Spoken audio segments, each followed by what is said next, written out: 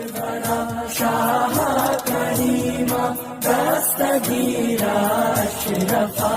پاک قرآن مقدس میں ارشاد فرماتا ہے،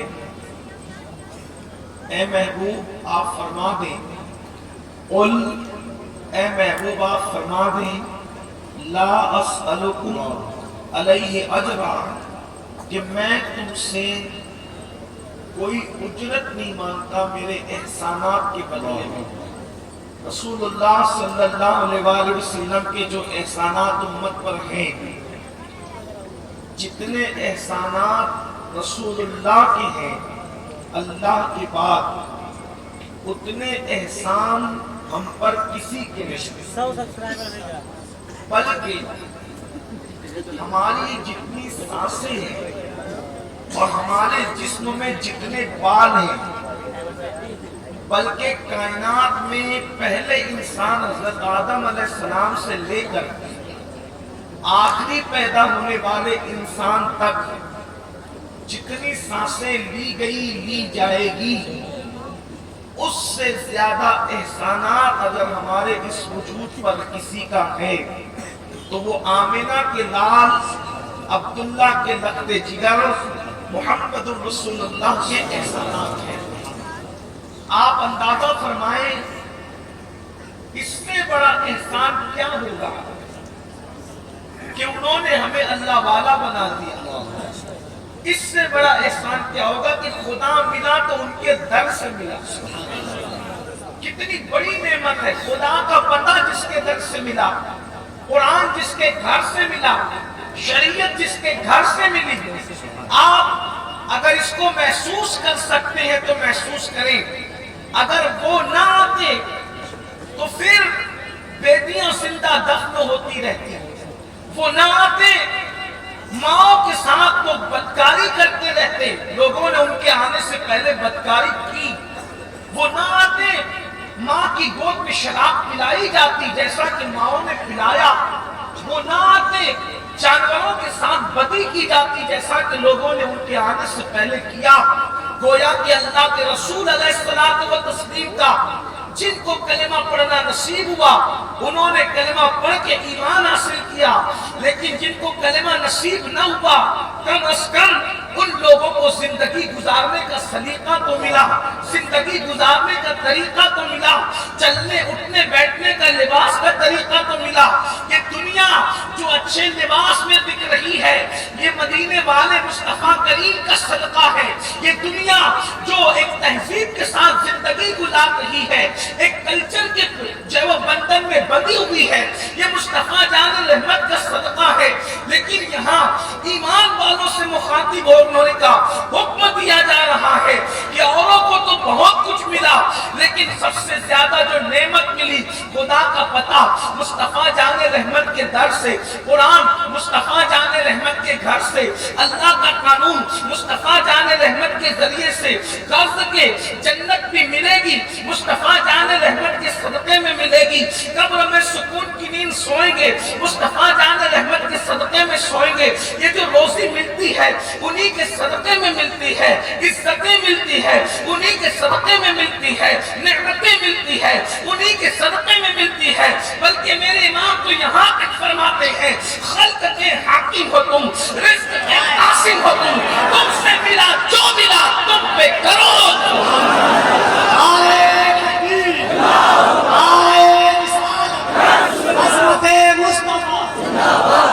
جس کو جو بھی نعمت ملی ہے مصطفیٰ جان رحمت کے صدقے میں ملی، حتیٰ کہ انبیاء کو نبوت بھی ملی تو میرے نبی کے صدقے میں ملی ہے۔ لیکن یہاں امت سے مخاطبت ہے، امت سے خطاب ہے، میں تم سے کوئی اجر نہیں مانگتا، لا اسألکم علیہ اجرا، تم سے کوئی اجر نہیں مانگتا، الا المودۃ فی القربى، مگر یہ کہ جو میرے قرابت دار ہیں، جو میرے رشتہ دار ہیں ان سے محبت کرو۔ جب یہ آیت کریمہ نازل ہوئی تو صحابہ کرام نے پوچھا یا رسول اللہ صلی اللہ علیہ وآلہ وسلم اس آیت میں کن سے محبت کا حکم ہے؟ تو اللہ کے رسول علیہ السلام نے خاص طور پر 4 نام لیے اور فرمایا جن سے محبت کا حکم ہے وہ علی ہے، وہ فاطمہ ہے، وہ حسن ہے، وہ حسین ہے، اور قیامت تک ان کی اولاد ہے۔ ان سے محبت تم پہ فرض کر دی گئی۔ اسی کو امام شافعی محمد ابن ادریس رضی اللہ تعالی عنہ بیان کرتے ہیں، جس کو جد الممتار میں میرے امام سیدی اعلیٰ حضرت نے نقل فرمایا۔ امام شافعی کے 6 مصرے یہ یا اہل البیت رسول اللہ حبکم فرض من اللہ فی القرآن انزلہ یکفیکم من عظیم الفخر انکم من لم یصلی علیکم لا صلاة لہ آل النبی ذریعتی وہم الیہ وسیلتی ارجو بہم آقا غدل بید الیمین صحیفتی۔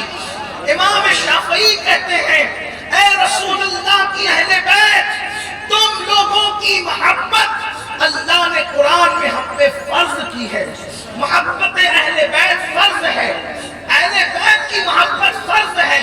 اور پھر کہتے ہیں کیا یہ فخر تمہارے لیے کافی نہیں ہے کہ اس وقت تک ہماری نمازیں ہوتی ہی نہیں جب تک ہم نبی کی اہل بیت پہ درود نہیں پڑھتے تھے؟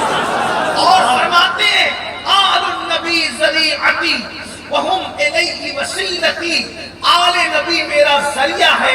کائے کا ذریعہ ہے؟ اللہ تک پہنچنے کا ذریعہ ہے۔ اہل بیت اللہ تک پہنچنے کا ذریعہ ہے۔ وہم الیہ وسیلتی، اور وہی اللہ کی بارگاہ میں میرا وسیلہ ہے۔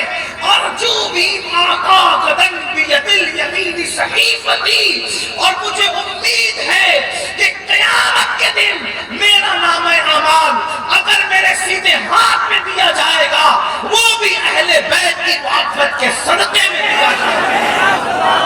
نعرہ تکبیر، لبیک یا رسول اللہ، لبیک یا رسول اللہ، سید امین القادری۔ آل نبی کے صدقے میں میرا نام اعمال میرے سیدھے ہاتھ میں دیا جائے گا۔ تو اہل بیت کی محبت ہم پر فرض ہے۔ اور میرے آقا نے تو یہاں تک فرمایا حسین منی وانا من الحسین، حسین مجھ سے ہے، میں حسین سے ہوں۔ احب اللہ من احب حسینہ، اللہ اس سے محبت کرتا ہے جو حسین سے محبت کرتا ہے۔ حسین الصبط من الاسباط، اور میرا حسین میرے بیٹوں میں ایک بیٹا ہے۔ اللہ اکبر۔ سیدنا ابو ہریرہ رضی اللہ تبارک و تعالی عنہ اپنے امامے کے شملے سے امام حسین کے قلموں کی مٹی صاف کرتے ہیں، اور صاف کرنے کے بعد کہتے ہیں حسین جو آپ کی فضیلتیں مجھے معلوم ہیں، اگر لوگوں کو پتہ چل جائے تو لوگ تمہیں زمین پر قدم رکھنے نہ دیں، بلکہ لوگ تمہیں اپنے کندھوں پہ اٹھا کر کے چلے۔ جو فضیلتیں میں تمہاری جانتا ہوں۔ اللہ اکبر۔ تو اہل بیت سے محبت کا اللہ کے رسول نے حکم دیا، حسنین کریمین سے محبت کا حکم دیا، علی و فاطمہ سے محبت کا حکم دیا، قیامت تک ان کی اولاد سے محبت کا حکم دیا۔ یہ باتیں تو آپ واقعات کے ذریعے سے 1 محرم سے لے کے 10 محرم تک، ختم محرم تک بار بار سنتے رہتے ہیں۔ میں کسی کو دہرانے کے لیے یہاں نہیں بیٹھا، مختصر وقت میں مجھے آپ سے کچھ باتیں کرنی ہیں۔ محبت میں بھی 14ویں رات کے چاند کی طرح چمکتے ہوں گے جن کے دلوں میں اہل بیت کی محبت ہوگی، اور جن کے دلوں میں اہل بیت سے بغض ہے۔ امامت الادب میں میرے امام نے حدیث لکھی، جس نے میری اہل بیت سے بغض کیا ان کے چہرے قیامت میں سیاہ اور کالے ہوں گے، اور پیشانی پہ لکھا ہوگا یہ اللہ کی رحمت سے محروم کر دیے گئے ہیں۔ پتہ چلا چہروں کو منور کرنا ہے، اچھے صابنوں سے منور نہیں ہو گئے، دل کو اہل بیت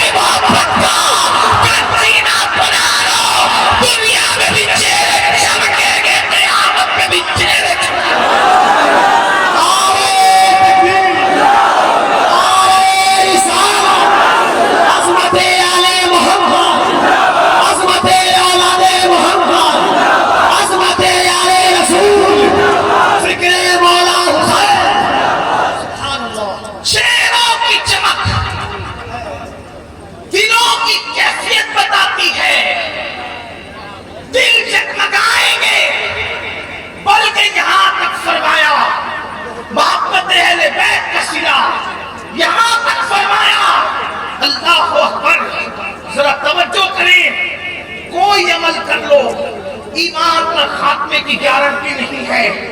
کوئی نمازی بھی بے ایمان مر سکتا ہے, کوئی حاجی بھی بے ایمان مر سکتا ہے, کوئی عالم بھی بے ایمان مر سکتا ہے, کوئی حافظ اور قاری بھی بے ایمان مر سکتا ہے. لیکن میرے آقا فرماتے ہیں, صاحب کشاف نے لکھا, امام رازی نے لکھا, امام یوسف نبہانی نے لکھا, اس طریقے سے امام عبدالوہاب شعرانی نے لکھا, کثرت کے ساتھ یہ بات لکھی گئی. کیا اللہ اکبر, میرے آقا فرماتے ہیں جو میری اہل بیت سے محبت کرے گا اس کا خاتمہ ایمان پر ہوگا, وہ دنیا سے ایمان پر جائے گا. اور فرمایا صرف ایمان پہ نہیں جائے گا, اگر بستر پہ بھی مرے گا اللہ اس کو شہادت کا مرتبہ عطا فرمائے گا. اہل بیت سے محبت کرنے والا جب اس کی روح نکالنے کے لیے موت کا فرشتہ آئے گا تو روح بعد میں نکالے گا. پہلے جنت کی بشارت دی جائے گی, پھر اس کی روح نکالی جائے گی. یہ محبت اہل بیت جنت کا مشتاق پہلے ہے, جنت کا مشتاق پہلے ہے, روح کا نکلنا بعد میں ہے. اور یہاں تک فرمایا کہ اہل بیت سے محبت کرنے والوں کو ایسے سجا کر جنت میں لے جایا جائے گا جیسے دلہن کو سجا کر دولہا کے گھر لے جایا جاتا ہے. اور اہل بیت سے محبت کرنے والے پل صراط سے ایسے گزریں گے جیسے بجلی کون جاتی ہے. اللہ اکبر. لیکن سب سے بڑی فضیلت جو اہل بیت کی ہے وہ ذرا دل کے کان سے سن لیں. میرے آقا نے فرمایا ایک مرتبہ جب سیدہ کائنات, مخدومہ کائنات, ملکہ فردوس بری, سیدہ فاطمہ مادر حسنین ام ابیہا کے گھر میں اللہ کے رسول جلوہ گر ہیں. حضور کی 4 شہزادیاں ہیں, لیکن سب سے عمر میں جو بعد کی شہزادی ہے, یعنی آخری میں جو شہزادی پیدا ہوئی وہ سیدہ فاطمہ تھی. اللہ اکبر. میرے نبی کی سب سے چہیتی شہزادی تھی. آقا ان سے بہت پیار کرتے تھے, بلکہ فرمایا میرے آقا نے فاطمہ راضی ہو تو اللہ راضی ہو جائے, فاطمہ ناراض ہو تو اللہ ناراض ہو جائے. اللہ اکبر. جس کے لیے میرے نبی کھڑے ہوتے اٹھ کر کے اندازہ تو کریں. اللہ اکبر. حسنین کی امی کی شان کیا ہے, کائنات کے تاجدار, امام الانبیاء, قائد المرسلین, جس کے لیے اٹھ کر کھڑے ہو جائیں وہ حسنین کی امی سیدہ فاطمہ کی ذات ہے. حجرہ فاطمہ میں ایک مرتبہ اللہ کے رسول جلوہ گر ہیں اور میرے آقا فرماتے ہیں اے فاطمہ تم میں, یعنی محمد الرسول اللہ. آقا کیا فرما رہے, اے فاطمہ تم میں, یعنی محمد الرسول اللہ. اور یہ دونوں شہزادے یعنی حسن اور حسین, اور یہ جو سو رہا ہے یعنی علی کے مرتضیٰ. 5 نام لیے حضور نے, 5 تن کے نام لیے اور 5 نام لے کے فرمایا فاطمہ جیسے آج ایک حجرے کے اندر ہم 5 جمع ہیں, جیسے آج ایک حجرے کے اندر ہم 5 جمع ہیں, ویسے جنت میں بھی ہم 5 ایک ساتھ ہوں گے. ہم 5 جنت میں ایک ساتھ ہوں گے. کریم باپ کی کریمہ بیٹی تھی اصلی بابا, ہم تو ایک ساتھ 5 ہوں گے. جو ہم سے محبت کریں گے وہ کہاں ہوں گے. دریائے کرم جوش میں آیا, فرمایا فاطمہ جہاں ہم ہوں گے وہی ہم سے محبت کرنے والے بھی ہوں. یہ محبت اہل بیت کا صلہ, یہ محبت اہل بیت کا صلہ کیا صلہ ہے کہ حضور جنت کے جس حصے میں ہوں گے, جنت کے جس حصے میں ہوں گے, جنت کے جس مقام پر ہوں گے, جنت کے جس درجے میں ہوں گے, اس درجے میں ان کو رکھا جائے گا جو اہل بیت سے محبت کریں گے. اب یہاں میں اپنی گفتگو کو آگے بڑھاتے ہوئے اختتام کی طرف تھوڑا لے جانے کی کوشش کرتا ہوں, اس لیے کہ یہ عنوان ہے. زندگیاں ختم ہوگی, راتیں ختم ہوگی, لیکن کبھی یہ باتیں ختم نہیں ہو سکتی. اب آپ نے سن لیا کہ جو اہل بیت سے محبت کرے گا, جو اہل بیت سے محبت کرے گا وہ رسول اللہ کے ساتھ جنت میں رہے گا. جنت کے جس درجے میں محمد رسول اللہ ہوں گے, اسی درجے میں جس درجے میں پنجتن پاک ہوں گے, اسی درجے میں اللہ اکبر اہل بیت سے محبت کرنے والے ہوں گے. بلکہ ایک روایت اور یاد آ گئی, آپ اس کو توجہ سے سنیں. ایک روایت اور سن لیں میرے جوانوں کی علم میں اضافے کے لیے. بلکہ فرمایا قیامت کے دن عرش کے نیچے سے ندا دی جائے گی, اے محشر والوں عرش کے نیچے آ جاؤ. کون لوگ؟ جو میرے محبوب کی اہل بیت سے محبت کرتے تھے, وہ عرش کے نیچے آ جاؤ, کیونکہ یہاں دسترخوان لگا ہوا ہے اور پنجتن پاک بیٹھے ہوئے ہیں. اور جو اہل بیت سے محبت کرتا ہے, آج وہ اہل بیت کے ساتھ دسترخوان پہ بیٹھ کر اللہ تمہاری مہمانی کر رہا ہے. خدا میزبان ہے اور تم قیامت کے دن مہمان ہو. جب لوگ نفسی کہیں گے, لوگ ماں کو ڈھونڈیں گے, باپ کو ڈھونڈیں گے, کوئی کسی کا پرسان حال نہ ہوگا. اہل بیت سے محبت کرنے والوں کی خدا میزبانی فرمائے گا. میزبان خدا ہوگا, مہمان بندے ہوں گے. بندوں میں بھی سب بندے نہیں جو دنیا میں اہل بیت سے محبت کرتے تھے. اب آپ سے میں پوچھنا چاہتا ہوں, کیا ہم اور آپ اہل بیت سے محبت کرتے ہیں؟ کیا ہم اور آپ اہل بیت سے محبت کرتے ہیں؟ تو میرے ہر جوان کا, میری مائیں اور بہنیں بھی موجود ہیں, ان کا جواب ہوگا کیوں نہیں مولانا, کیوں نہیں سید صاحب, ہم تو ضرور محبت کرتے ہیں. میں نے پوچھا محبت کی نشانی کیا ہے, کیسے محبت کرتے ہو؟ تو کوئی کہے گا ہم محرم کے 10 روزہ پروگرام تو کرتے ہیں نا, ہم شربت تو بناتے ہیں نا, ہم کھچڑی کی نیاز تو دلاتے ہیں نا, نان کھٹائیاں تو تقسیم کرتے ہیں نا.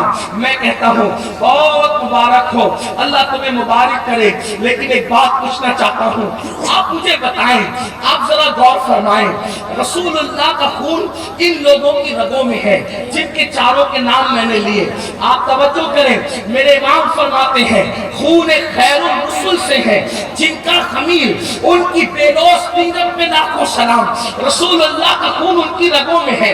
اب آپ مجھے بتائیں, پوری کائنات میں پڑھنے میں رکھو, پوری کائنات میں پڑھنے میں رکھو, اور رسول اللہ کے خون کا ایک قطرہ ایک پڑھنے میں رکھو, کیا پوری کائنات رسول اللہ کے خون کے قطرے کا مقابلہ کر سکتی ہے؟ نہیں کر سکتی. تب آپ سے پوچھتا ہوں, حسن پاک کی رگوں میں حسن کا خون نہیں, رسول اللہ کا خون ہے. حسین پاک کی رگوں میں رسول اللہ کا خون ہے. سیدہ فاطمہ کی رگوں میں رسول اللہ کا خون ہے. علی کے مرتضیٰ کی رگوں میں اس اعتبار سے رسول اللہ کا خون ہے کہ دونوں ایک دادا کی اولاد سے ہے. اسی لیے میرے آقا نے فرمایا تم لوگ الگ الگ درخت کی الگ الگ ٹہنی سے ہو, میں اور علی ایک درخت کی 2 ٹہنیوں کا نام ہے, یعنی ہم دونوں الگ نہیں ہیں. اب آپ سے پوچھتا ہوں, جن کی رگوں میں رسول اللہ کا خون دوڑ رہا ہو, میرے آقا کا قائد المرسلین کا خون دوڑ رہا ہو, اللہ اکبر, اس شہادت حسین کو اگر ہم شربت اور کھچڑے پر توڑ رہے ہیں تو بتاؤ ہم کس قدر نادانی کر رہے ہیں. شربت تقسیم کرو, منع نہیں ہے, بہت ثواب ملے گا. کھچڑا بناؤ, نیاز کرو, منع نہیں ہے, بہت ثواب ملے گا. یہ محبت کی علامت ہے, یہ حقیقت محبت نہیں ہے. ایک ہوتی ہے علامت اور ایک ہوتی ہے حقیقت. حقیقت اور علامت میں فرق کیا ہوتا ہے آج اس کو سمجھ لیں. مثال کے طور پر یہ آپ کے علاقے کا نام کیا ہے؟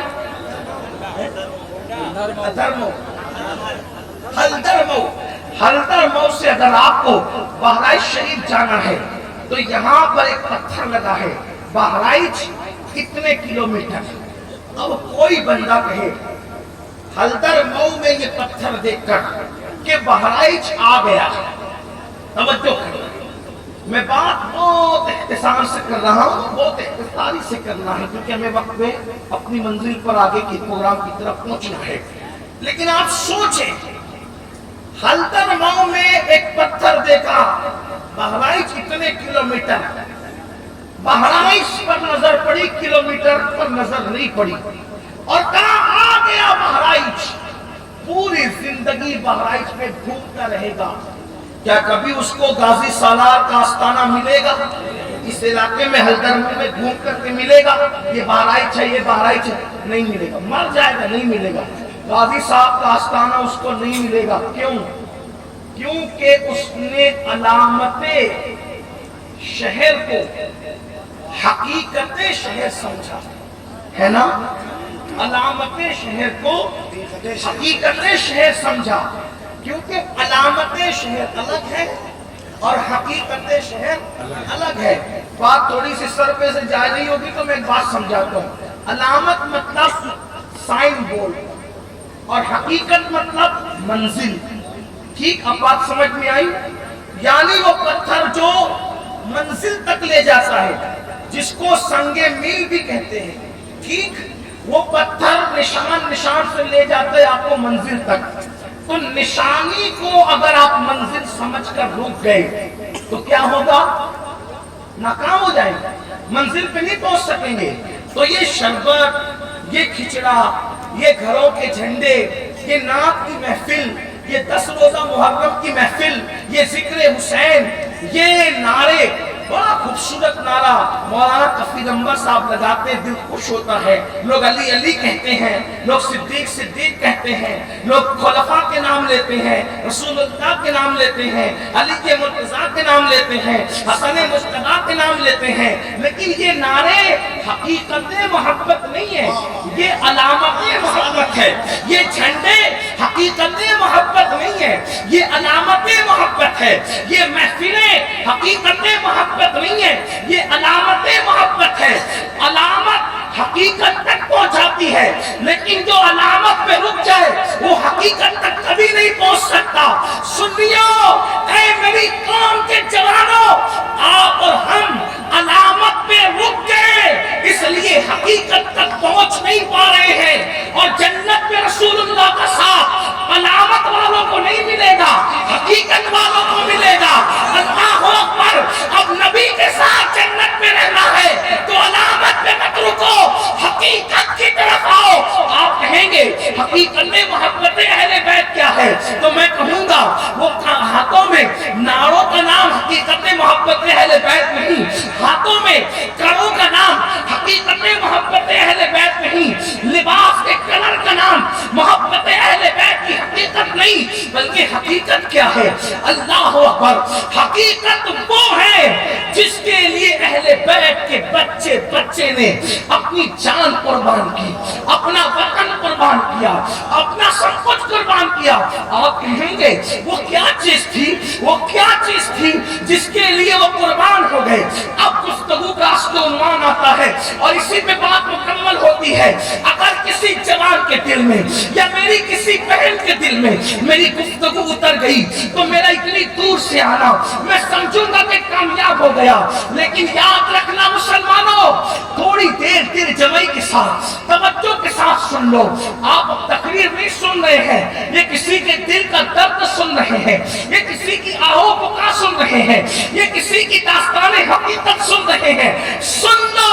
آخر پوچھنا چاہتا ہوں، ہم جہاں رکے ہوئے ہیں وہ علامت ہے، حقیقت کیا ہے؟ اہل بیت نے جس کے لیے جان دی، اس پہ جان دینا یہ محبت کی حقیقت ہوگی، اس کی قدر کرنا یہ محبت کی حقیقت ہوگی. انہوں نے جس سے محبت کی اس سے محبت کرنا یہ محبت کی حقیقت ہوگی. آپ کہیں گے وہ کیا چیز تھی؟ میں کہوں گا آپ نے کربلا نہیں سنا. کربلا تو آپ ہر سال سنتے ہیں. کیا دل بہلانے کو سنتے ہیں؟ کیا ٹائم پاس کو سنتے ہیں؟ کیوں آپ نے حقیقت میں توجہ نہیں کی؟ آپ دیکھیں، ایک طرف دھیان دیں، ایک طرف علی اکبر جیسا شہزادہ ہے. میں شہزادہ علی اکبر، میرا مالک، میرا مولا، میرا مرشد، میرے امام کا شہزادہ، امام ابن امام شہزادہ علی اکبر کا جب میں تصور کرتا ہوں میرے رونگٹے کھڑے ہو جاتے ہیں. کیوں؟ 18 سال کا بیٹا امام حسین، مائیں اور اگر پہلے موجود ہے ان کی توجہ چاہتا ہوں، ان کی بھی آپ کی بھی. اولاد والے ہو، اگر جلسے میں صرف ہنسی مذاق اور ہلڑ بازی کرنے آئے ہو تو بات الگ ہے، لیکن اگر حقیقت میں ذکر حسین سننے آئے ہو تو ذرا توجہ کرو. تم بھی اولاد والے ہو اور اللہ کے کرم اور عطا سے خدا نے مجھے بھی اولادیں دی ہیں. جیسے جیسے بیٹا بڑا ہوتا ہے اس سے توقعات بڑھتی چلی جاتی ہے، اس سے آس بڑھتی چلی جاتی ہے، اس لیے کہ بیٹا بڑھاپے کی لاٹھی ہوتا ہے، بڑھاپے کا سہارا ہوتا ہے، بیٹوں سے آگے نسل چلتی ہے۔ لیکن ذرا غور تو کرو، کسی کا بیٹا دادی کی ہم شکل، کسی کا بیٹا دادا کے ہم شکل، کسی کا بیٹا چچا کے ہم شکل، کسی کا بیٹا ماموں کے ہم شکل، لیکن مولا حسین اللہ نے آپ پہ کتنا کرم کیا تھا کہ آپ کا بیٹا اللہ اکبر کسی اور کے ہم شکل نہ تھا۔ یا اے امام، آپ کا بیٹا آپ کے نانا محمد رسول اللہ کے ہم شکل۔ اللہ اکبر۔ کہتے ہیں کہ جب لوگ علی اکبر کے دور میں حضور کے پردہ فرمانے کے بعد مدینہ منورہ آتے تھے تو یوں کہتے ہوئے آتے تھے، چلو رسول اللہ کے مزار پہ حاضری بھی دے دیں گے اور علی اکبر کو دیکھ کر ایک اندازہ کر لیں گے کہ حسن رسول کیا تھا۔ اس لیے کہ علی اکبر تصویر مصطفیٰ ہے، علی اکبر تنویر مصطفیٰ ہے، علی اکبر کا حلیہ رسول اللہ کے حلیے سے ملتا جلتا ہے۔ آپ سے پوچھنا چاہتا ہوں، جس کا بیٹا تصویر مصطفیٰ ہو، جس کے چلنے سے رسول اللہ کا چلنا یاد آتا ہو، جس کے اٹھنے بیٹھنے سے رسول اللہ کا اٹھنا بیٹھنا یاد آتا ہو، ایسا علی اکبر جیسا بیٹا مجھے بتاؤ، کیا کائنات قربان کر کے بچا لیا جاتا تو یہ سستا سودا نہ تھا؟ پوری کائنات قربان کر دیتے، علی اکبر کو بچا لیتے، تو بولو یہ سستا سودا نہ تھا؟ اللہ اکبر۔ آپ مجھے بتائیں، آپ مجھے غور کر کے بتائیں، اللہ اللہ، اگر کوئی پیر کے ہم شکل ہو اس کی اتنی تعظیم ہوتی ہے، کوئی کسی بزرگ کے ہم شکل ہو اس کا اتنا احترام ہوتا ہے، اللہ اکبر۔ جو شہزادہ رسول اللہ کا ہم شکل ہو اس کا احترام کتنا ہوگا، مدینے والے اس کی تعظیم کتنی کرتے ہوں گے۔ لیکن حسین نے بتایا، ایک طرف علی اکبر ہے، توجہ کرنا، ایک طرف علی اکبر ہے اور دوسری طرف اللہ کا دین ہے، ایک طرف اللہ کا دین ہے، ایک طرف علی اکبر شہزادہ ہے۔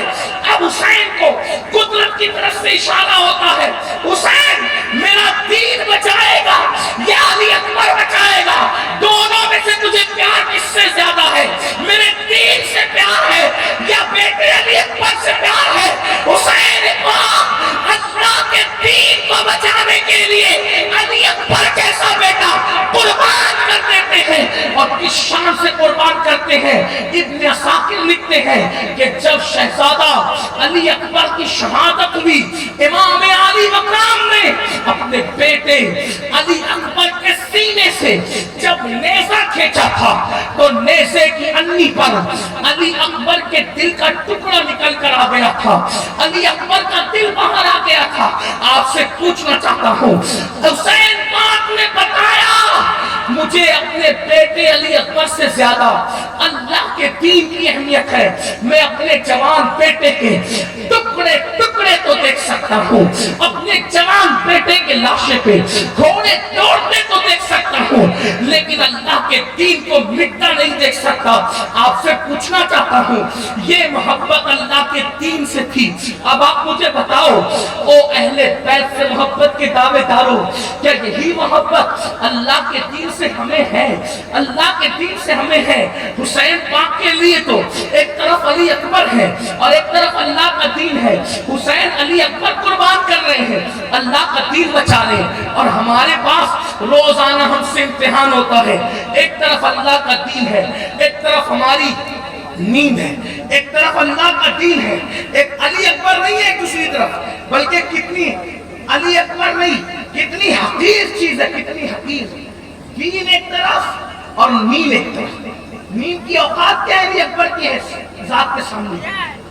علی اکبر ایک طرف اور دین ایک طرف۔ حسین نے علی اکبر قربان کر کے دین بچایا، اور ہمارے پاس ایک طرف دین، ایک طرف فجر کے وقت نیند۔ اب دین آواز دیتا ہے مجھے بچا، نیند کہتی ہے مجھے بچا۔ سچ بولنا، کس کو بچاتے ہو؟ کس کو بچاتے ہو؟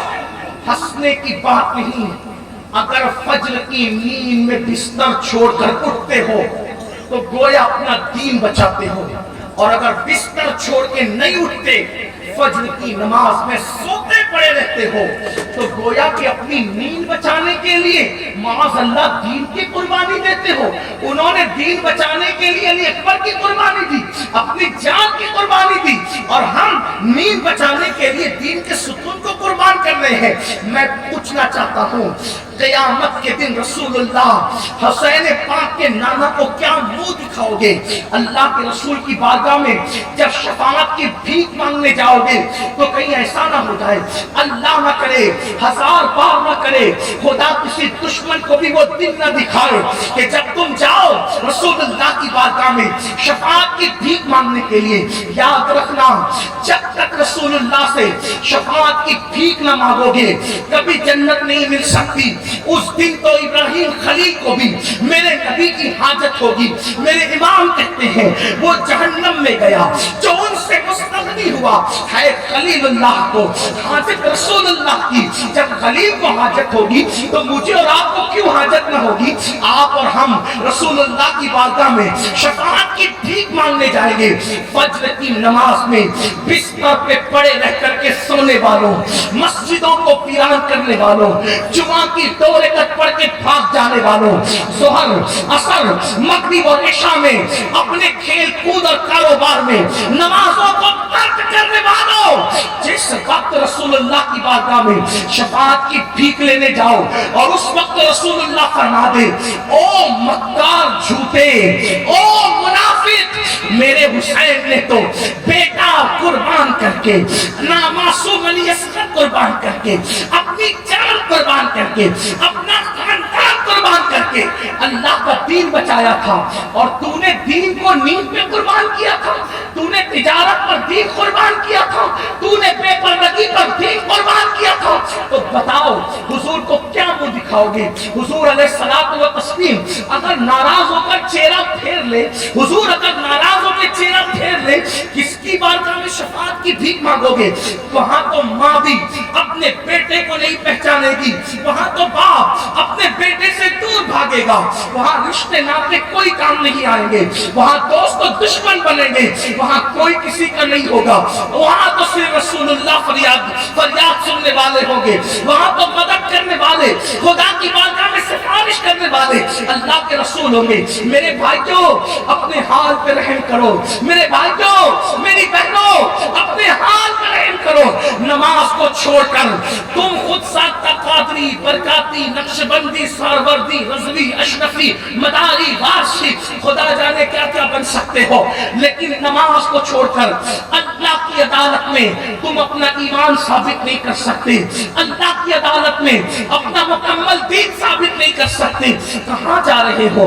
امام علی مقام میں دین بچانے کے لیے اتنی بڑی قربانی دی, اور ہم کہاں جا رہے ہیں؟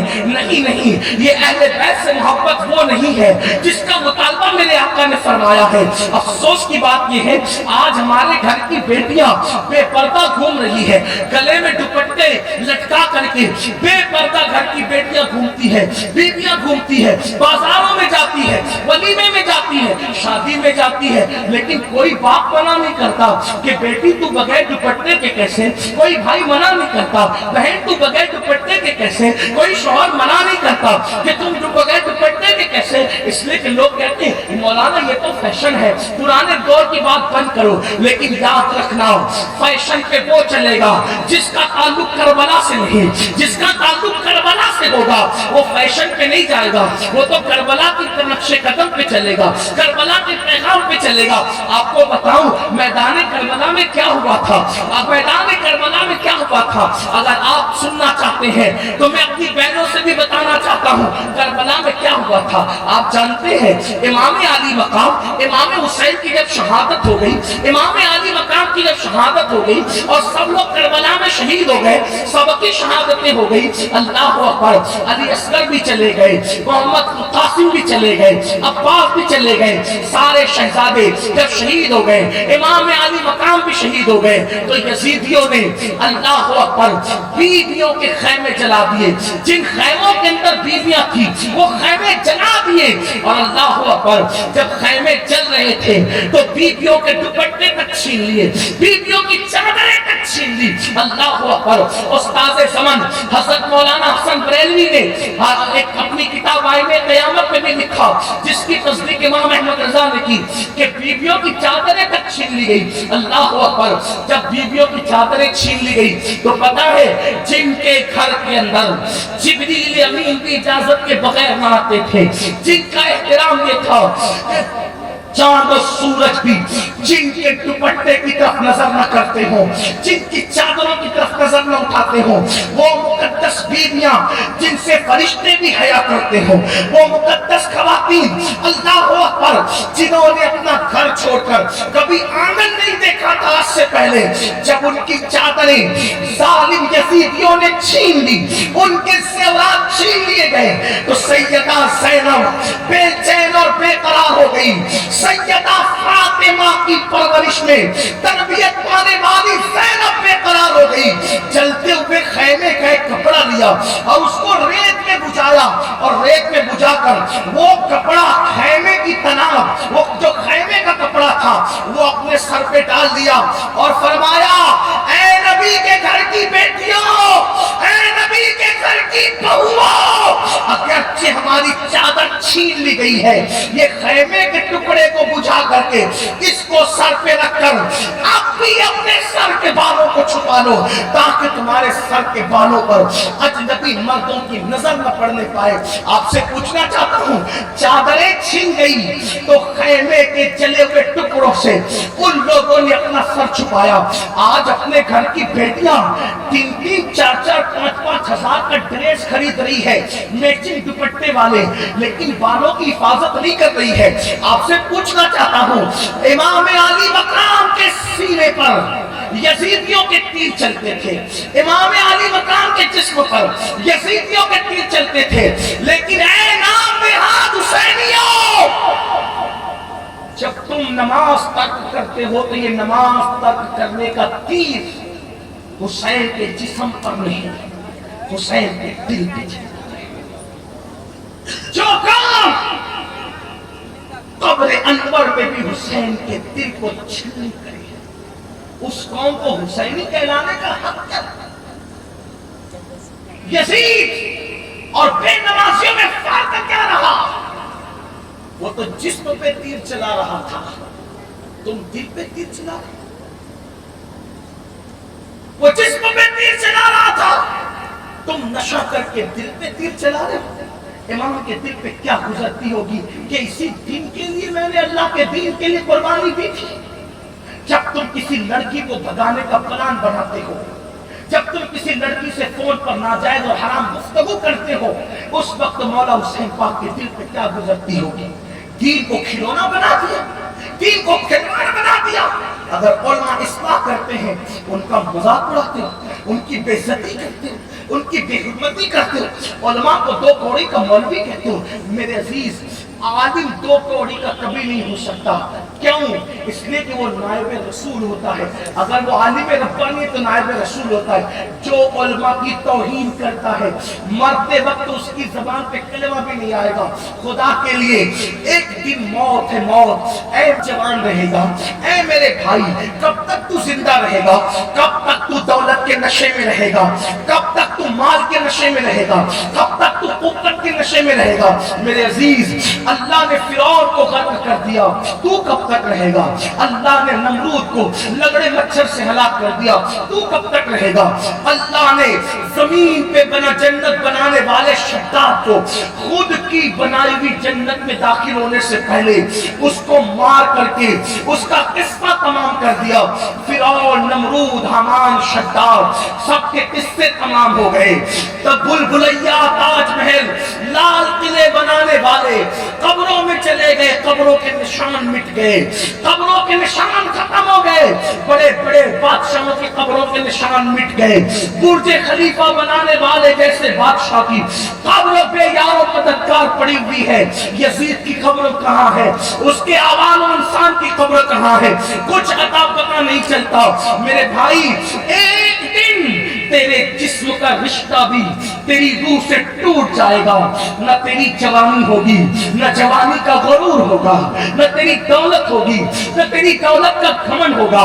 ہاں اگر آج تو جوانی اور دولت کے نشے میں امام حسین کے پیغام کے خلاف, ان کے نانا جان کے پیغام کے خلاف اگر زندگی گزار رہا ہے تو ایک دن تجھے موت آئے گی. دولت بھی نہیں ہوگی, دولت پہ لوگ ہوش موج کریں گے, مال بھی نہیں ہوگا. ہائے کیا بے بسی ہے, ہائے کیا بے بسی ہے.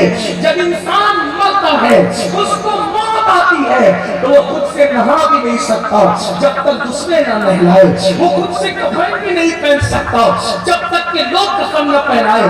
کتنا اتراتے ہو اپنی جنس پر, کتنا اتراتے ہو اپنی ٹی شرٹ پر, کتنا اتراتے ہو اپنی قیمتی گاڑیوں پر, کتنا اتراتے ہو اپنے بنگلوں پر, اپنے گھروں پر, نرم گدوں پر لیٹ کر زنا کے مناظر والی فلمیں دیکھنے والوں, نرم گدوں پہ لیٹ کر گانے غزلیں سننے والوں, گندے مناظر دیکھنے والوں, قبر کی پہلی رات یاد کرو. اللہ اکبر. وہاں ہوگا کیا؟ کوئی کام نہیں آئے گا میرے بھائی. یہ جو تمہیں بڑی معذرت کے ساتھ یہ جو تمہیں تھپکیاں دی جاتی ہے نا, ارے تم تو جنتی ہو, تم تو جنتی ہو, تم تو جنتی ہو, یہ ساری باتیں جو ہے وہ بس ایک تھپکیوں کی طرح ہے, ایک تسلی کی طرح ہے. ورنہ جنت اتنی سستی نہیں ہے کہ تم ایک بار سبحان اللہ کہہ کے جنت حاصل کر لو. جنت اتنی سستی نہیں ہے کہ معاذ اللہ تم صرف نعرے لگا کے جنت حاصل کر لو. میرے عزیز, اگر جنت اتنی سستی ہوتی تو امیر حمزہ کا کلیجہ چبایا نہ جاتا. جنت اتنی سستی ہوتی, اللہ اکبر, اصحاب رسول کو کہ وجود کو چلی نہ کیا جاتا. جنت اتنی سستی ہوتی, ارے پیدا ہوتے ہی جس حسن و حسین کو رسول اللہ نے جنتی جوانوں کا سردار بنا دیا تھا, وہ حسین کربلا تک کیوں آئے تھے؟ یہ بتانے کے لیے کہ جنت کی سرداری مجھے مفت میں نہیں ملی ہے, اتنی بڑی قربانی دینی پڑتی ہے تب کہیں جا کر جنت کی سرداری ملتی ہے. ہمیں کیا ہو گیا؟ گانے بھی سنیں گے, جنت ہاتھ سے نہیں جاتی. شراب بھی پیئیں گے, جنت ہاتھ سے نہیں جاتی. زنا بھی کریں گے, جنت ہاتھ سے نہیں جاتی. اللہ اکبر. یہ مکر ہے, یہ فریب ہے, یہ دجل ہے. نہ جنت اتنی مشکل ہے جتنا کہ تبلیغی جماعت والے بیان کر رہے ہیں, اور نہ جنت اتنی آسان ہے جتنا کہ تم بیان کر رہے ہو. جنت اللہ اکبر خدا کے کرم سے ملنی ہے, خدا کی عنایتوں سے ملنی ہے. اللہ, آپ اندازہ تو فرمائیں ہم کس جگہ پہ جا رہے ہیں. آپ موت کو یاد کرو. آج ہر جوان جس کے موبائل کے اندر مشکل پاسورڈ کے ساتھ جو گندگی بھری ہوئی ہے, ماں سے چھپا لو گے, باپ سے چھپا لو گے, بھائیوں سے چھپا لو گے, کیا اپنے نبی سے بھی چھپا لو گے, کیا اپنے خدا سے بھی چھپا لو گے. آپ سود کے دھندے کر رہے ہو, انٹرسٹ کے دھندے کر رہے ہو. اللہ اکبر. وہ سود جس کے بارے میں رسول اللہ نے فرمایا, جس نے سود کا ایک لقمہ کھا لیا گویا اس نے اپنی ماں کے ساتھ 36 مرتبہ زنا کیا. آپ کہاں ہیں, ہم کہاں ہیں؟ اسی منی کے چکر میں, شارٹ ٹائم میں کروڑپتی بننے کے چکر میں جوا کھیل رہے ہو, حرام کاروبار کر رہے ہو. یہ حسینیت نہیں ہے, یہ تو سب یزیدیت ہے. حسینی کہلا کر یزیدیت کر رہے ہو. آج توبہ کر لو, آج پلٹ جاؤ. ورنہ یاد رکھنا, ایک حدیث پڑھ کے اس پہ کچھ تبصرہ کر کے بات ختم کرتا ہوں, بات مکمل سنیں. آپ اور میں رسول اللہ کے پردہ فرمانے کے کم و بیش 1400 سال کے بعد, اتنی دیر سے ہم دنیا میں آئے, کم و بیش کب 1400 سال کے بعد. آئیے ذرا اس بندے کی زندگی سنیں جس نے رسول اللہ کے دور میں جنم لیا تھا, جو حضور کے دور میں پیدا ہوا تھا. ایک دن کا واقعہ ہے کہ اللہ کے رسول علیہ السلام مسجد نبوی میں تشریف فرما ہے, بیٹھے ہوئے ہیں, اور ایسے میں ایک جوان آتا ہے, دیہاتی جوان روتے ہوئے. اللہ کے حبیب علیہ السلام کی یہ شان تھی کہ حضور علیہ السلام کسی کی آنکھ میں آنسو نہیں دیکھ سکتے. جب میرے آقا کسی کو روتا ہوا دیکھتے تو تڑپ جاتے, آقا کسی کو روتا ہوا دیکھتے تو بے چین ہو جاتے تھے. ایک دیہاتی کی آنکھ میں رسول اللہ نے آنسو دیکھے اور آنسو دیکھ کر کے اس سے پوچھا اے جوان تو کیوں رو رہا ہے, تیرے رونے کی وجہ کیا ہے؟ وہ جوان کہتا ہے آقا میرے ماں باپ آپ پہ قربان, میرے باپ کا آج انتقال ہو گیا, میرا باپ مر گیا ہے آقا, اور دیہات ہونے کی وجہ سے, دیہات میں رہنے کی وجہ سے میرے باپ کو کوئی غسل دینے والا نہیں ملتا, میرے باپ کو کوئی کفن پہنانے والا نہیں ملتا. اللہ کے رسول علیہ السلام سے اس نے عرض کی آقا نہ میرے باپ کو کوئی غسل دیتا ہے نہ کوئی کفن پہناتا ہے, یا رسول اللہ اس لیے میں رو رہا ہوں. میرے کریم آقا نے کرم فرمایا اور اس جوان سے کہا ایک کام کر, ابو بکر و عمر کو ساتھ لے جا, سیدنا صدیق اکبر اور فاروق اعظم کو حکم دیا تم دونوں جاؤ اور جا کر اس کے باپ کو غسل دو, کفن پہناؤ اور ساری وہ رسومات جو آخری رسومات ہوتی ہے اسلام کے اعتبار سے اس کی ادا کرو. صدیق اکبر اور فاروق اعظم جیسی ہستیاں اس کو غسل دینے اور کفن پہنانے کے لیے تشریف لے گئی. جب یہ دونوں اس دیہات میں پہنچے تو غسل دینے کے لیے جیسے ہی اس کے چہرے سے کپڑا ہٹایا, جیسے اس کے چہرے سے کپڑا ہٹایا دونوں کے پیروں کے نیچے سے زمین کھسک گئی. کیوں کھسک گئی؟ کیونکہ جب انہوں نے کپڑا ہٹایا تو کیا دیکھا کہ وہ مرنے والا جو مرا تھا اس کا چہرہ کالے سور کی طرح ہو گیا تھا, اس کا چہرہ کالے خنزیر کی طرح ہو گیا تھا. خنزیر اور سور سمجھتے ہیں, کالا خنزیر کیسا لگتا ہوگا, جسم انسان کی طرح, منہ کالے سور کی طرح. دونوں نے جلدی سے چادر ڈال دی. یہ کوئی کہانی قصہ نہیں ہے میرے بھائی, یہ حدیث پاک ہے. علامہ عثمان ابن حسن نے اپنی کتاب میں اس حدیث کو لکھا ہے. اللہ اللہ, میں کوئی کہانی قصے کا جو ہے وہ معاذ اللہ روادار نہیں, میں آپ کے سامنے اس وقت روایت پیش کر رہا ہوں. رحم کر لو اپنے آپ پر, اپنے آپ پہ رحم کر لو مسلمانوں. اللہ نے یہ زندگی عیش کے لیے نہیں, آرام کے لیے نہیں, پاپ کے لیے نہیں, جرائم کے لیے نہیں, زبانی جمع خرچ کے لیے نہیں دی. اللہ نے زمین پہ ہمیں بھیجا. قرآن کہتا ہے الذی خلق الموت والحیات لیبلوکم ایکم احسن عملا, کہ ہم نے تمہیں جو موت اور زندگی پیدا کی ہے اس لیے پیدا کیے تاکہ ہم تمہیں آزمائیں, تمہاری جانچ کریں کہ کون تھوڑی سی زندگی کو پا کر اچھا عمل کرتا ہے. یہ تھوڑی سی زندگی اچھے عمل کے لیے ہے, کیرم کلبوں کے لیے نہیں, گالی گلوچ کے لیے نہیں, فلم اور سیریل کے لیے نہیں, عورتوں کے ساتھ پینٹنگ کرنے کے لیے نہیں, حرام لقمے کے لیے نہیں, آوارہ گردی کے لیے نہیں, اچھے عمل کے لیے آئے ہو زمین پر, اچھا عمل کرو. صدیق و فاروق نے جب اس شخص کا منہ کالے سور اور خنزیر کی طرح دیکھا جلدی سے چادر ڈال دی. دونوں رو پڑے کیونکہ ان لوگوں کے دلوں میں اللہ کا خوف تھا. آج عذاب کی باتیں سن کر لوگ مسکراتے ہیں, لوگ ہنستے ہیں, سب کا اپنا اپنا ذوق ہے, لیکن وہ لوگ جو سچے رسول کو سچا مانتے تھے, ان کی تعلیم کو سچا مانتے تھے, ان کی آنکھوں میں عذاب کی آیتیں سن کر, عذاب کا ذکر سن کر آنسو آتے تھے, ان کو اپنی آخرت یاد آتی تھی. اللہ اکبر. دونوں نے چادر ڈال دی. چادر ڈال کے ایک قاصد بھیجا, یا رسول اللہ اس کا منہ تو کالے سور کی طرح ہو گیا, اس کا منہ تو کالے خنزیر کی طرح ہو گیا, حضور ہم اس کو غسل کیسے دیں گے, اس کو کفن کیسے پہنائیں گے؟ جب یہ حادثے کی خبر اللہ کے رسول کو ہوئی تو میرے آقا بنفس نفیس خود چل کر تشریف لائے اس کے ہاتھ میں, اس کا منہ دیکھا, حضور نے ہاتھ اٹھائے, اس کی مولا اس کا منہ درست کر دے, اس کا منہ سیدھا کر دے. اللہ کے رسول کا دعا کرنا تھا کہ اس کا منہ سیدھا ہو گیا, صحیح انسانوں کی طرح ہو گیا. پھر اس کو غسل دیا گیا, پھر اس کو کفن پہنایا گیا, پھر اس کی نماز جنازہ پڑھی گئی.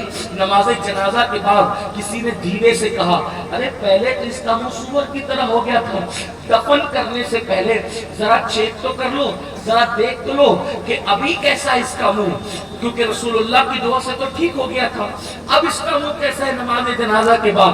اب کفن ہٹایا گیا, جب دیکھا گیا تو کیا دیکھتے ہیں کہ اس کا منہ پہلے کی طرح پھر کالے سور کی طرح, کالے خنزیر کی طرح پھر ہو گیا. صحابہ رو پڑے, اللہ کے رسول بھی رو پڑے, کیونکہ کسی کا منہ جنازے میں بگڑ جائے کتنے افسوس کی بات ہے نا. اللہ اکبر. بیماری کی وجہ سے کسی کے منہ پہ سیاہی آ جاتی ہے تو گھر والے شرمندہ ہو جاتے ہیں. ہائے ہائے ہائے, میرے امام نے فرمایا مجرم کو نہ شرماؤ, احباب کفن ڈھک دو. مجرم کو نہ شرماؤ, احباب کفن ڈھک دو. منہ دیکھ کے کیا ہوگا, पर्दे में धराइए। अल्लाह रहम करे, आज छुप छुप के तो गुनाह कर रहे हो, पता नहीं जनाजे में चेहरे कैसे नजर आएंगे, पता नहीं कब्रों में चेहरों का क्या हाल होगा। अल्लाह अकबर। मेरे आका ने जब देखा, साहब मुस्तफा ने देखा, उसका मुंह फिर से काले सुअर की तरह हो गया।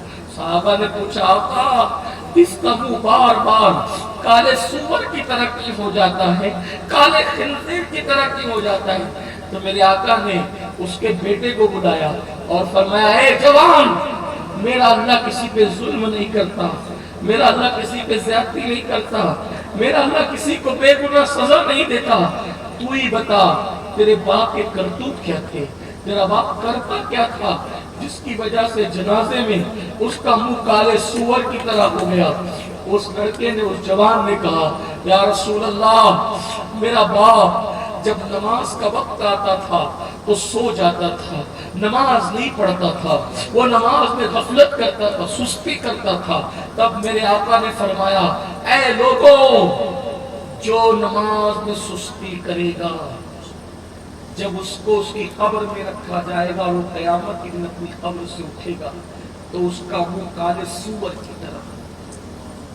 नमाज में सुस्ती करने वालों का मुंह क़यामत के दिन काले सूअर का होगा।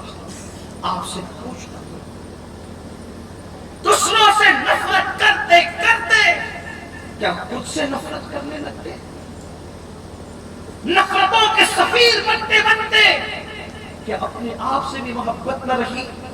जब अल्लाह के रसूल के कहने पे अल्लाह को एक माना, जब अल्लाह के रसूल के कहने पे कुरान को अल्लाह की किताब माना, जब अल्लाह के रसूल के कहने पे इस्लाम को सच्चा दीन माना, तो हुजूर ही कह रहे हैं कि जो नमाज में सुस्ती करेगा, जब वो क़यामत के दिन उठेगा तो उसका मुंह काले सूअर की तरह, काले खिंजीर की तरह होगा। आपसे पूछता हूँ, चेहरे पे फुंसी निकल आए, चेहरे पे फुंसी निकल आए तो आप किसी महफिल में नहीं जाते? कॉलेज के लड़के कॉलेज जाना छोड़ देते हैं, लोग दावतों में जाना, मेरे मुंह पे फुंसी आ गई है। जब काले मुंह पे फुंसी लेकर अवाम की महफिल में नहीं जाते, चेहरे पे फुंसी लेकर अवाम की महफिल में नहीं जाते, तो अल्लाह जब बेनमाजीपन की वजह से क़यामत में मुंह काले सूअर की तरह कर देगा। वो मुंह लेकर रसूलुल्लाह के पास कैसे जाओगे? वो मुंह लेकर खुदा की बारगाह में कैसे जाओगे? ये हजारों का मजमा है, मुझे माफ करना, नश्तर जो लगाता है वो दुश्मन नहीं होता। हजारों का मजमा है।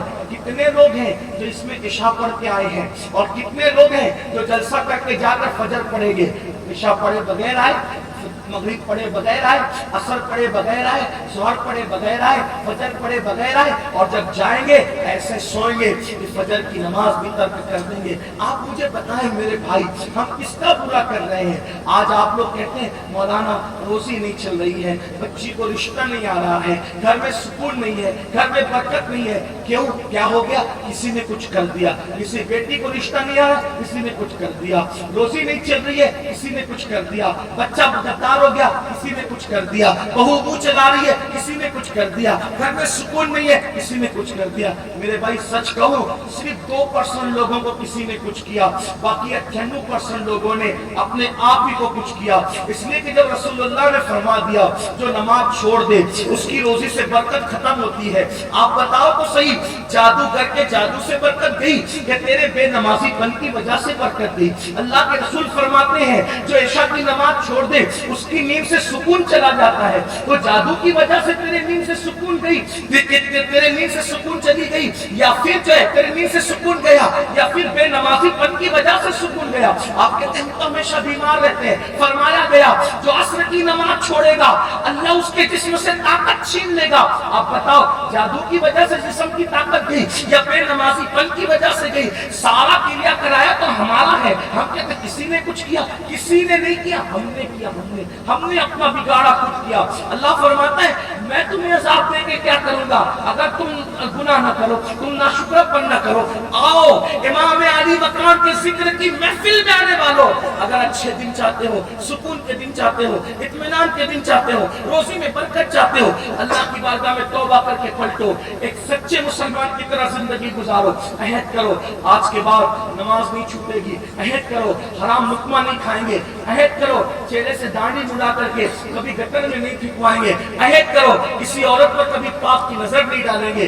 میرے آقا علیہ السلام نے فرمایا کوئی خوبصورت عورت سامنے آ جائے اور بندہ یہ سوچ کر نظریں نیچی کر لے کہ اللہ دیکھ رہا ہے, اسی وقت اللہ اس کے لیے جنت نعیم بے حساب لکھ دیتا ہے, اس کو جنت نعیم کا بے حساب مستحق قرار دیتا ہے. سوچو تو صحیح. اور اگر کوئی بندہ کسی عورت پر نظر ڈالے مرتے وقت اس کی زبان پہ کلمہ نہیں آئے گا, آپ اندازہ فرمائیں کہاں ہیں ہم اپنی بگاڑ رہے. گناہ کر کے کسی کو نہ کبھی فائدہ ہوا ہے نہ ہمیں کبھی فائدہ ہو سکتا ہے. ایک آخری بات اور بات ختم. اللہ اکبر, توبہ کر لو, پلٹو, واپس آؤ. گناہ میں سکون نہیں, جہاں گناہ وہاں فنا, بربادی ہے, تباہی ہے. گناہوں سے تباہی اور بربادی. آؤ پلٹ کر آؤ, توبہ کر لو. توبہ کا مطلب کیا؟ اپنے اللہ کو منا لو, اپنے اللہ کو راضی کر لو, خدا کی بارگاہ میں معافی مانگو. آپ کہیں گے نہیں حضرت ہم تو بہت گنہگار ہیں. میں کہتا ہوں ایک بات کہتا ہوں امید کے طور پہ, دیکھو اللہ کروڑوں ماؤں سے زیادہ ہم سے محبت کرتا ہے. کروڑوں مائیں مل کر ہمیں جو پیار نہیں دے سکتی اس سے زیادہ ہمارا اللہ ہم سے پیار کرتا ہے. آپ کہیں گے وہ ہمیں کیسے معاف کرے گا؟ میں ایک بات آپ کو بتاتا ہوں, آپ کو یقین ہو جائے گا کہ وہ معاف کرے گا. جب قیامت کے دن اللہ کی رحمت کا منظر شیطان دیکھے گا. شیطان کو پہچانتے ہو نا؟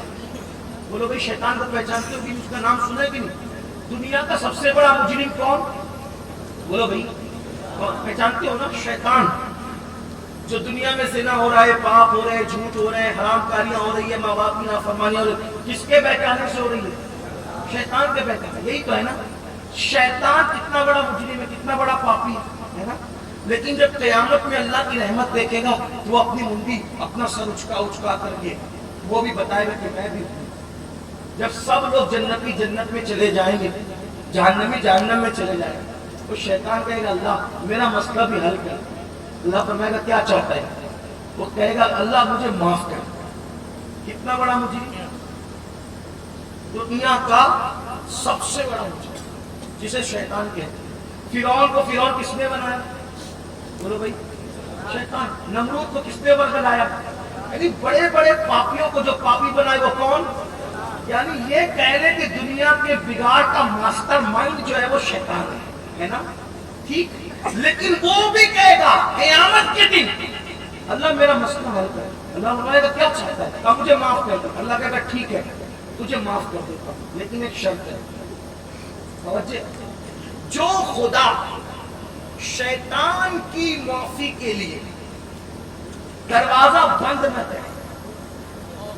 توجہ تو کرے, میرا اللہ کیسا ہے, میرا رب کیسا ہے. جس خدا کو لا الہ الا اللہ کہتے ہو وہ خدا کیسا ہے. فرمائے گا میں تجھے معاف کر دوں گا. ابھی بھی انکار نہیں ہے, لیکن ایک شرط ہے. کیا شرط؟ یہ ہے کہ اب بھی ایک سجدہ میرے آدم کو کر دے, میں تجھے معاف کر دوں. اب بھی تیری معافی ہے. یہ روایت میں جہاں سے پڑھ رہا ہوں امام المتکلمین کی کتاب علامہ نقی علی قرآن کی کتاب سے پڑھ رہا ہوں, اعلیٰ حضرت کے والد کی کتاب سے. اللہ فرمائے گا اب بھی تجھے معاف کرتا ہوں, بس میرے آدم کو ایک سجدہ. لیکن جو پھر اللہ کو اللہ رحمت یوں اعلان کرتا ہے, پھر خیرت کا اظہار کرتا ہے کہ خدا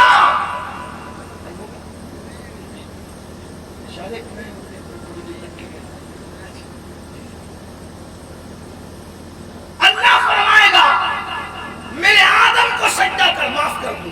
کتنے بڑے مجرم کو ایک شرط, معاف کر دوں گا. لیکن اللہ جب فرمائے گا کہ آدم کو سجدہ کر, وہ کہے گا نہیں کرتا. فرمائے گا جج کر. تو جو اللہ شیطان کو موقع دے معافی کے لیے, جو شیطان کو موقع دے, وہ ہم کو موقع نہیں دے گا. ہم تو اس کے محبوب کی امتی ہیں, ہم تو کلمہ پڑھنے والے. الحمدللہ ہم میں کوئی شیطان نہیں ہے, ہم انسان ہیں, اور وہ بھی رسول اللہ کے امتی ہیں. معافی مانگ لو, توبہ کر. توبہ کان کھینچنے, گال پیٹنے کا نام نہیں. توبہ کا مطلب کیا؟ اللہ سے عہد کرو اب گناہ نہیں کروں گا, اب نہیں کروں گا گناہ, اور پھر اس پہ قائم رہو. آپ کو پتا ہونا چاہیے کتنے بڑے بڑے دنیا کے پاپی لوگوں نے توبہ کی اور اللہ نے ان کی توبہ کو قبول کر کے ان کو کیا سے کیا بنا دیا، کیا سے کیا بنا دیا۔ حضرت سیدنا سنون مصری رضی اللہ تعالیٰ عنہ فرماتے ہیں، خود حضرت سنون مصری کہتے ہیں بہت بڑے ولی تھے، بہت خوبصورت بھی تھے، فرماتے ہیں میری جوانی کا دور تھا، میں دریا کی سیر کے لیے گیا، جب میں دریا کی سیر کے لیے گیا تو میں نے کیا دیکھا، ایک جوان آیا، وہ جوان اور اس کے ساتھ ایک لڑکی تھی بہت خوبصورت، دونوں آئے دریا کی سیر کے لیے۔ میں بیٹھا ہوا تھا دریا کی سیر کے لیے، دریا کے کنارے بیٹھا ہوا تھا، وہی پارک میں جانا، سیر کے لیے جانا یہ کوئی بری بات نہیں، بزرگان دین جاتے تھے، لیکن لوگوں کے اور ان کے جانے میں فرق کیا تھا کہ لوگ گناہ کرتے تھے، وہ جا کر اللہ کی نشانیوں میں غور کرتے۔ حضرت سنون مصری بیٹھے، ایک لڑکی اور ایک لڑکا دونوں آئے دریا کے کنارے بیٹھے، اس نے جو ہے وہ اپنا گانے کا بجانے کا آلے نکالے اور بجانے لگے، کھانے کی چیز نکالی کھانے لگے۔ سنون مصری کہتے ہیں میں بیٹھا ہوا تھا، انہوں نے مجھے کھانے کو دیا اور پھر شراب بھری اور شراب پینے لگے اور گانا گانے لگے تو مجھے شراب دیا۔ میں نے کہا میں شراب نہیں پیتا، یہ حرام ہے ہمارے مذہب میں، جس نے ایک گھونٹ شراب کا پیا اس کا منہ اگر توبہ کے بغیر مر گیا تو قبر میں قبلے کی طرف نہیں ہوگا، اس کا منہ قبلے سے پھیر دیا جائے گا اور وہ قیامت میں اٹھے گا تو اس کے منہ سے پاخانہ نکل رہا اور اس کی آنکھوں سے خون کے آنسو نکل رہے ہیں۔ اللہ اکبر۔ فرمایا میرے مذہب میں شراب حرام ہے، ہم شراب نہیں پیتے۔ اس نے شراب روک لیا اور گانا گانے لگے۔ جب وہ گانا گا کر بند کر دیے تو انہوں نے مجھ سے پوچھا اے جوان کیا تجھے کوئی گانا آتا ہے، تو گانا گانا جانتا ہے؟ تو میں نے کہا میں اس سے اچھا جانتا ہوں، میں اس سے اچھا جانتا ہوں، گانے کا نام نہیں لکھا، میں اس سے اچھی چیز جانتا ہوں، اس سے اچھا جانتا ہوں۔ اور کیا جانتا ہے ذرا گا؟ تو حضرت سنون کہتے ہیں میں نے قرآن کی تلاوت شروع کی۔ اب قرآن تو پھر قرآن ہے، جب کوئی دل سے قرآن پڑھتا ہے تو پھر اچھے اچھوں کا پیتا پانی ہوتا ہے، دل پگھلتے ہیں۔ سنون مصری کہتے ہیں جب میں نے قرآن پڑھنا شروع کیا تو وہ نوجوان تو اٹھ کے بھاگ گیا، لیکن اس کے ساتھ جو لڑکی آئی تھی اس کی آنکھوں میں آنسو تھے۔ اس نے کہا تم کون ہو؟ میں نے کہا سنون ہوں۔ کہا کہ یہ کیا ہے؟ تو میں نے کہا قرآن ہے اور یہ ہمارے نبی پہ نازل ہوا ہے۔ اس لڑکی نے کہا میں توبہ کرتی ہوں، کلمہ پڑھتی ہوں، مسلمان ہوتی ہوں، آج کے بعد نہ شراب نہ گانا نہ کسی نوجوان کے ساتھ تنہائی۔ اور اس کے بعد وہ لڑکی میری نظر سے ہو گئی غائب۔ توبہ کس نے کرائی؟ کس نے کرائی؟ سنون مصری جیسے ولی نے۔ کس کو کرائی؟ ایک آوارہ شرابی گانے والی پاپی لڑکوں کے ساتھ گھومنے والی لڑکی کو توبہ کرائی، اور اس لڑکی نے ایک بار توبہ کی پھر وہ چلی گئی کہیں، وہ اس کا اپنا معاملہ تھا، وہ چلی گئی۔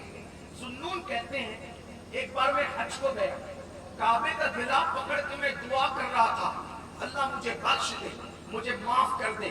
ایسے میں نے دیکھا ایک بوڑھی عورت آئی اور کعبے کا غلاف پکڑا اور غلاف پکڑ کے کہا مولا تو دیکھتا نہیں، مولا تو سب دیکھنے والا ہے، تو دیکھتا نہیں میرا حال کہ میں بھوکی ہوں، مجھے کھانے کا انتظام کر، میں تیری مہمان ہوں، میرے کھانے کا انتظام کر۔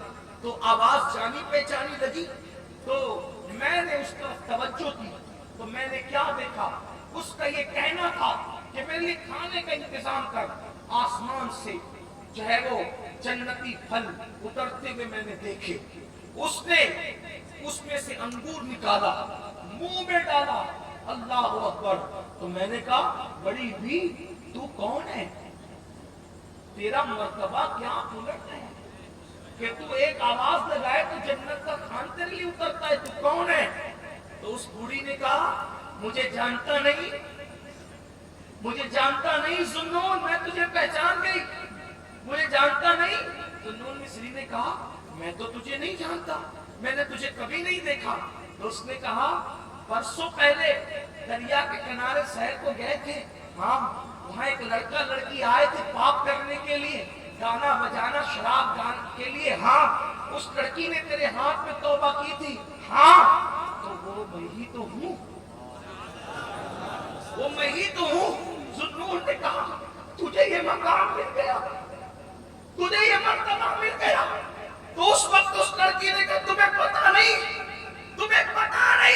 رسول اللہ کا فرمان ہے کہ میرا اللہ وہ ہے جو اس کی طرف چل کے جاتا ہے, اللہ کی رحمتیں اس کی طرف دوڑ کے. میں نے سچی توبہ کی, میرے اللہ نے مجھے مقام ولایت عطا کیا. آج ہی کی بات نہیں سنو, جب مجھے بھوک لگتی ہے تو میرے لیے آسمان سے کھانا لاتا. یہ ہے سچی توبہ کی برکت. آؤ میرے بھائیوں, توبہ کرو, گناہوں سے ہجرت کرو, نکلو, بدلو اپنے آپ کو, تبدیل کر لو. امید ہے اگر بدل گئے دنیا بھی کامیاب اور آخرت بھی, اور اگر نہیں بدلے, نہیں تبدیل کیا اپنے آپ کو, تو یاد رکھنا مرنے کے بعد سوائے پچھتانے کے کچھ ہاتھ نہیں آئے گا. اللہ مجھے آپ سب کو سچی توبہ کی توفیق دے. آج سے عہد کر لو, سردی گرمی بارش کچھ ہو, نماز نہیں چھوٹے گی. اللہ ہم سب کے حال پہ رحم فرمائے. وما علینا الا البلاغ. السلام علیکم.